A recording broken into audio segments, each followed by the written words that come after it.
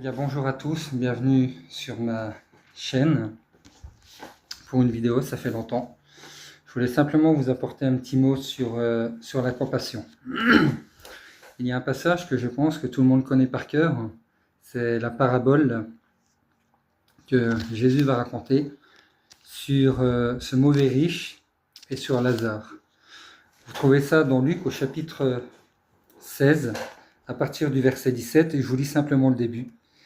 Il est écrit, il y avait un homme riche qui s'habillait de pourpre et de fin lin, et qui chaque jour menait joyeuse et brillante vie. Un pauvre du nom de Lazare était couché devant son portail couvert d'ulcères. Il aurait bien voulu se rassasier des miettes qui tombaient de la table du riche. Cependant, même les chiens venaient lécher ses ulcères. Le pauvre mourut et fut porté par les anges auprès d'Abraham. Le riche mourut aussi et fut enterré. Dans le séjour des morts, en proie à une grande souffrance, il leva les yeux et vit de loin Abraham avec Lazare à ses côtés. Je stoppe ici. Ce passage, mes amis, je m'en suis déjà servi à plusieurs reprises pour prêcher contre le jugement, pour parler également de l'enfer. Mais ce passage nous parle aussi d'une compassion, et d'une compassion qui malheureusement est aujourd'hui anormale. Je m'en explique. Ce passage nous présente deux hommes, un homme riche, très riche, on voit qu'il est habillé de fin lin et de pourpre. Le pourpre, c'est la couleur de la royauté, c'est la couleur vraiment qui montre la royauté et la richesse, le fin lin également. C'est écrit que cet homme, chaque jour, il menait joyeuse et brillante vie, et nous est présenté un autre homme, du nom de Lazare. Et cet homme, il était couché devant son portail, on voit qu'il était malade, parce qu'il est couvert d'ulcères, et on voit qu'il était vraiment misérable, parce que c'est écrit qu'il aurait bien voulu, ça veut dire qu'il ne pouvait pas, mais qu'il aurait bien voulu se rassasier des miettes qui tombaient de la table du riche, et que même les chiens venaient lécher ses ulcères. Ensuite, il nous est dit que ces deux hommes vont mourir. Et l'un va être dans le sein d'Abraham, soit dans le paradis, et l'autre va se retrouver dans le séjour des morts. On ne nous dit pas ce qu'ils ont fait. Pourquoi est-ce que ce mauvais riche est en enfer ? Ça ne nous dit pas qu'il a tué quelqu'un, ça ne nous dit pas qu'il a fait ceci, qu'il a fait cela. Ça nous dit simplement que lui se retrouve ici et que Lazare se retrouve dans cet autre endroit. Mais ici, je pense qu'il y a aussi, et ce qui a joué beaucoup, c'est aussi ce manque d'amour. Dans Matthieu, au chapitre 25, il est écrit, je vous cite, Matthieu 25, Jésus parle aux nations. Alors, Matthieu 25, à partir du verset 34, il est écrit, alors le roi dira à ceux qui sont à sa droite, venez vous qui êtes bénis par mon Père, prenez possession du royaume qui vous a été préparé dès la création du monde. En effet, j'ai eu faim et vous m'avez donné à manger, j'ai eu soif et vous m'avez donné à boire, j'étais étranger et vous m'avez recueilli, j'étais nu et vous m'avez habillé, j'étais malade et vous m'avez rendu visite, j'étais en prison et vous êtes venus vers moi. Les justes lui répondront, Seigneur, quand avons-nous vu affamé, assoiffé, etc., etc. Et Jésus va leur dire, je vous le dis en vérité, toutes les fois que vous avez fait cela à l'un des plus petits de mes frères, c'est à moi que vous l'avez fait. Elle dira à ceux qui sont à sa gauche, éloignez-vous de moi, maudits, allez dans le feu éternel qui a été préparé pour le diable et pour ses anges. En effet, j'ai eu faim et vous ne m'avez pas donné à manger. J'ai eu soif et vous ne m'avez pas donné à boire, etc., etc., etc. Seigneur, quand avons-nous vu affamé, étranger ? Il leur répondra, je vous le dis, toutes les fois que vous n'avez pas fait cela à l'un des plus petits, c'est à moi que vous ne l'avez pas fait. Et ils iront à la peine éternelle, tandis que les justes iront à la vie éternelle. Donc on voit ici qu'il y a quand même cette compassion d'œuvre. Alors, nous ne sommes pas sauvés par les œuvres, bien sûr. Mais Jacques va dire que la foi sans les œuvres, c'est une foi morte. Ce qui veut dire qu'on ne peut pas se prétendre être chrétien, être enfant de Dieu, être né de nouveau, et n'avoir aucune œuvre de compassion qui le démontre. Et ici, c'est un petit peu cette histoire du mauvais riche. On voit qu'il aurait pu venir en aide à Lazare, mais il ne l'a pas fait. Il n'a eu aucune compassion de lui. Christ, lui, a compassion de ses enfants. Jésus a eu compassion de cette veuve de Naïm en lui rendant son enfant. Vous trouvez ça également dans les évangiles. Et on va voir que si l'homme n'a pas eu compassion, eh bien Dieu lui va avoir compassion. Et il va avoir compassion comment? Eh bien, la Bible dit que Dieu utilise les choses vaines du monde pour confondre les sages. Et ici, dans ce passage, Dieu va se servir d'un chien. Pourquoi un chien? Parce qu'il faut savoir qu'un chien, c'est un animal qui est spécial. Surtout sa salive. Il est écrit que le chien léchait les ulcères de ce pauvre homme, de Lazare. Et la salive, c'est un antiseptique. La salive d'un chien, quand vous regardez bien, c'est un antiseptique. Et lui qui ne pouvait pas se nourrir, qui ne pouvait pas se soigner, qui était malheureux, eh bien Dieu lui a envoyé un chien pour pouvoir prendre compassion de lui, le soutenir moralement et pouvoir également le soigner. C'est un peu bête ce que je dis, mais c'est pourtant ce qui s'est passé. Les choses vaines du monde sont utilisées pour confondre les sages. Et ça, c'est pas normal.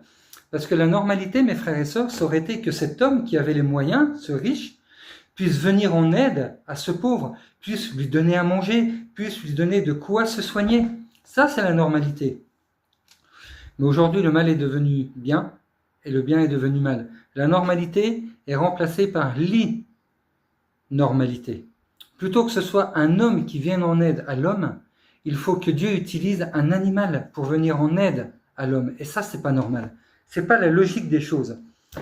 Et si je vous dis ça, c'est parce qu'on voit ici qu'il y a ce manque de compassion. Et c'est ce que Jésus va répéter au jugement des nations dont nous avons lu dans Matthieu 25.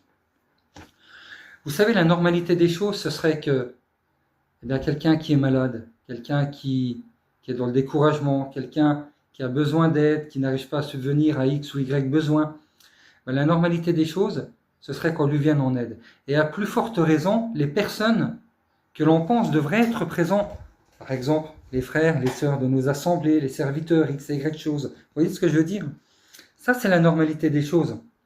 En tant que chrétien, en tant que prédicateur, en tant que serviteur de Dieu, en tant que frères et sœurs, on devrait être là pour soutenir ceux qui sont dans le besoin. Et malheureusement, des fois, la normalité se transforme en innormalité. Ce qui veut dire que les gens que l'on penserait, que l'on aimerait avoir besoin, eh bien, plutôt que ce soit eux qui nous viennent en aide, eh bien, la plupart du temps, ce sont d'autres personnes. Plutôt que ce soit nos frères, nos sœurs, notre famille, eh bien, la plupart du temps, ce sont nos amis, nos collègues de travail, des inconnus et des païens. Et ça, c'est pas normal, mes frères et sœurs. Ça, c'est pas normal. La normalité ici, c'était que cet homme riche qui avait les moyens vienne en aide à Lazare. Et non cette bête. Pourtant, c'est cette bête qui lui est venue en aide. C'est cette bête qui a eu compassion. Et ça, c'est pas normal. Et la normalité, ce serait que d'avoir un soutien de personnes qui se disent être chrétiens. Et la plupart du temps, le soutien nous vient d'autres personnes. Alors, je ne dis pas qu'on n'a pas de soutien, c'est pas ce que je dis. Mais je dis que la plupart du temps, honnêtement, le soutien nous vient d'autres personnes plutôt que des gens que l'on attendrait. Et c'est un petit peu ici ce que cette histoire nous raconte et ce que Jésus nous montre également. Et tout ça pour vous dire que, en fait, avoir la foi en Christ, c'est bien. Mais la foi sans les œuvres, frères et sœurs, Jacques est très clair. La foi sans les œuvres ne nous sauvera pas. Vous voyez, regardez ce qu'il est écrit. Alors, je vous trouve le passage. Alors, c'est dans Jacques. Et c'est au chapitre 2, verset 14. Regardez ce qui est écrit. Mes frères et sœurs, que sert-il à quelqu'un de dire qu'il a la foi s'il n'a pas les œuvres? Cette foi peut-elle le sauver? Ici, il y a cette question. Cette foi peut-elle le sauver si un frère ou une sœur sont nus et manquent de nourriture de chaque jour? C'est un petit peu ce que Jésus a dit dans Matthieu 25. J'étais nu et vous n'êtes pas venu me visiter. J'avais faim et vous ne m'avez pas donné à manger. Et que l'un de vous dise, partez en paix, mettez-vous sous un chaup et rassasiez-vous sans pourvoir à leurs besoins physiques, à quoi cela sert-il? Eh bien, il en va de même pour la foi. Si elle ne produit pas d'œuvre, elle est morte en elle-même. Vous voyez, c'est ici, c'est ce que Jacques dit. Quelqu'un qui dit avoir la foi, qui se dit être chrétien, et qui n'est pas là pour ses frères, qui n'est pas là pour ses sœurs, qui n'a pas de compassion, aucune visite, aucun appel, aucun message, aucune œuvre qui montre qu'il a de l'amour et de la compassion pour ses frères et sœurs qui peut-être sont dans le besoin, dans la souffrance, dans le découragement, etc. Eh bien, Jacques est très clair, sa foi est morte. Sa foi est morte. Et Jésus est très clair. Cela ne permettra pas non plus aux gens d'être sauvés, parce qu'il n'y a aucune œuvre. Et la Bible est claire. Ne mettez pas simplement la Bible en pratique par la parole. La Bible doit se pratiquer également par les œuvres. Jésus va donner ce commandement qui est très important. Faites aux autres ce que vous aimeriez que les autres fassent pour vous. Faites aux autres ce que vous aimeriez que les autres fassent pour vous. Et c'est ce que Jésus a fait tout au long de son ministère. Il a toujours eu compassion des gens. Compassion de cette veuve de Naïm. Compassion des malades. Compassion de toute personne qui avait besoin. Il a fait aux autres ce qu'il aurait aimé que les autres lui fassent également. Et c'est ce commandement qu'il nous donne. Prenez soin les uns des autres. Priez les uns pour les autres. Je ne sais pas moi, visitez-vous les uns les autres. Prenez des nouvelles les uns des autres. Appelez-vous les uns les autres. Vous savez, un petit mot, un petit message, un petit appel, une petite visite, une petite prière, un petit quelque chose. C'est pas grand-chose. Et c'est ce que notre frère, on a un frère qui nous a prêché également ce dimanche à l'église, c'est ce que notre frère nous a prêché. Il nous a dit très souvent, eh bien on n'a pas le temps. Et c'est l'excuse que l'on se donne, on n'a pas le temps. Mais vous savez, frères et sœurs, quand on aime les gens, on a toujours le temps. On a toujours quelques secondes des fois pour faire les choses. Donc voilà, c'est un petit peu ce que je voulais vous partager aussi par rapport à cette histoire du mauvais riche et de Lazare. Et on voit aujourd'hui qu'on est dans cette époque où le bien a remplacé le mal et où le mal aujourd'hui est devenu bien. Les choses normales deviennent anormales et les choses anormales aujourd'hui deviennent normales.